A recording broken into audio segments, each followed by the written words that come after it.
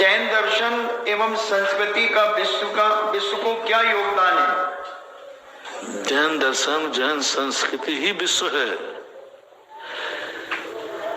जैन दर्शन जैन संस्कृति ही विश्व है।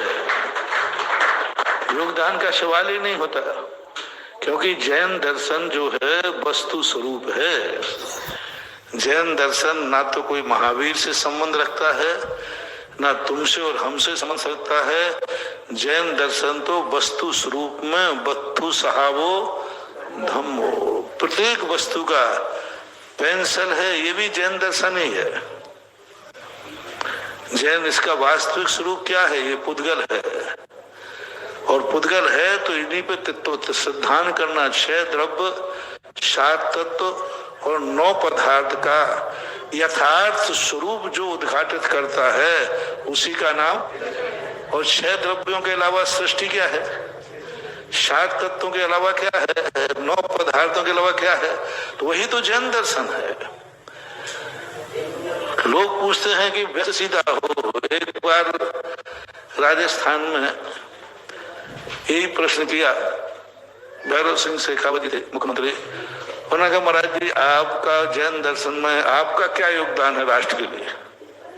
वो थोड़ा मेरे मुंह लगे हुए थे।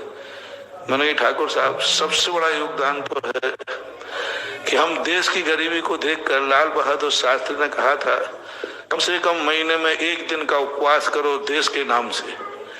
उपवास नहीं करे तो 1 टाइम करो।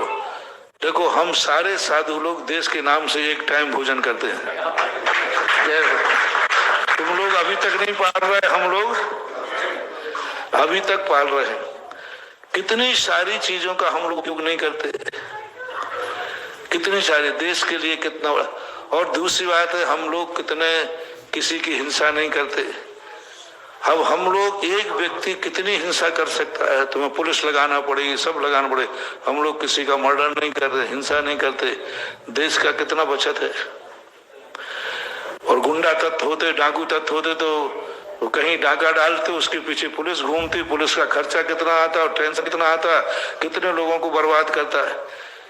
एक डाकू कितने लोगों को टेंशन करता है, कितनों की जिंदगी बर्बाद करता है। और हमने डाके का त्याग कर दिया। क्या ये देश के लिए योगदान नहीं है? आप देखो दुनिया में कितने लोगों की रखवाली और कितने विकल्प कर रहे हैं, हम लोग वो सब नहीं करते। दूसरी बात, जैनियों के लिए योगदान देखो। पहली बात तो सबसे ज्यादा टैक्स देते, चलो कमाते हैं सो देते। हमने कहा चलो अपन रेलवे स्टेशन चलते, तुम ट्रेन रोकना और ट्रेन में चेक कराना कौन सी जाति के सबसे ज्यादा लोग विदाउट टिकट मिले। जिस जाति के लोग सबसे ज्यादा विदाउट टिकट मिले, समझ लेना वो ही देश को राख कर रहे हैं, और जिसके कम मिले वो देश को आबाद कर रहे हैं। क्योंकि बड़े उदाहरण दें तो उनको समझ में आना नहीं। अपन छोटा था, अपने पास तो तुरंत छोटे से उदाहरण देते। नहीं चले, बोले महाराज मैं नहीं जाऊंगा। बोले क्यों? बोले बस मैं नहीं जाऊंगा। मैंने क्यों? मैं चलूंगा रेलवे स्टेशन तुम्हारे साथ, गाड़ी खड़ी करना, तुम सबको चेक कराना। तो उन्होंने कहा नहीं, इसमें तो आप जीतोगे। तो मैंने कहा ये क्या देश के लिए सहयोग नहीं? जैन जाति के लोग सबसे कम विदाउट टिकट मिलेंगे, क्या रेलवे का सहयोग नहीं है? और जो जाति सबसे ज्यादा देश के लिए विदाउट टिकट चल रही है, क्या देश की बर्बादी नहीं है? उन्होंने तुरंत मुस्तैद कर लिया। बोले महाराज आज के बाद अब कभी नहीं कहूंगा मैं। मैंने कहा सज्जन पुरुष जो सहयोग करता है वो किसी को दिखता नहीं है। जैनियों में हम लोग कितने संस्कार दे रहे हैं, उससे देश की कितनी स्थितियां बचती हैं, कितना देश का बचाव होता है। आप देख लीजिए, सबसे बड़ी चीज है, जितने राजा महाराजा थे जैनियों को सदा महल के पास रखते थे, सदा महल के पास। यही देवोदय देख लिए, ये बहुत बड़ा किला है, और ये किला उस समय का है जिस समय चूना नहीं चलता था। चूना नहीं चलता था, मिट्टी और पत्थर इसलिए यहाँ के जितने परकोटे हैं, जंगल में परकोटे ही परकोटे भरे हैं, आगे जाके देखो कई परकोटे बने हैं, लेकिन सब मिट्टी और पत्थर से बने हैं। यानी कम से कम ये 3-4 हजार वर्ष पुरानी परकोटे हैं।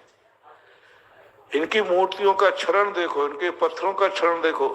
आज नदी किनारे गए, वहां शांति कुंज तारानाथ की मूर्ति बनी है, नदी के किनारे ऐसे पहाड़ के ऊपर 3 मूर्ति बिल्कुल क्षरण हो चुके हैं अपने आप। यानी इतना क्षरण यदि पुरातत्व वाले उसको देखें तो 2-5 हजार वर्ष पुरानी संस्कृति है। यहाँ के परकोटे में कहीं चूना नहीं मिलेगा, मिट्टी के बने हैं, बहुत मोटे मोटे परकोटे हैं। तो अब उस समय की जो स्थितियां थी वो कितनी विचित्र थी, इतनी प्राचीन संस्कृति थी। उस समय यहाँ पर कोई जैन राजा रहा है और जैन राजा होने के नाते उसने फिर बाद में जाकर के ये बढ़ते बढ़ते मिटे हैं बने हैं, मिटे हैं बने हैं, तभी ये इतने ज्यादा मंदिर अपने किले के अंदर बनाए। ग्वालियर का किला देख लीजिए, चारों तरफ किले में पहाड़ पर सैकड़ों जैन मूर्तियां बड़ी बड़ी खुदी। तो इसका अर्थ है कि जैनियों को राजा लोग सबसे निकट रखते थे, क्योंकि आपातकाल में जैनी ही काम आते हैं। हाँ, और जैनियों का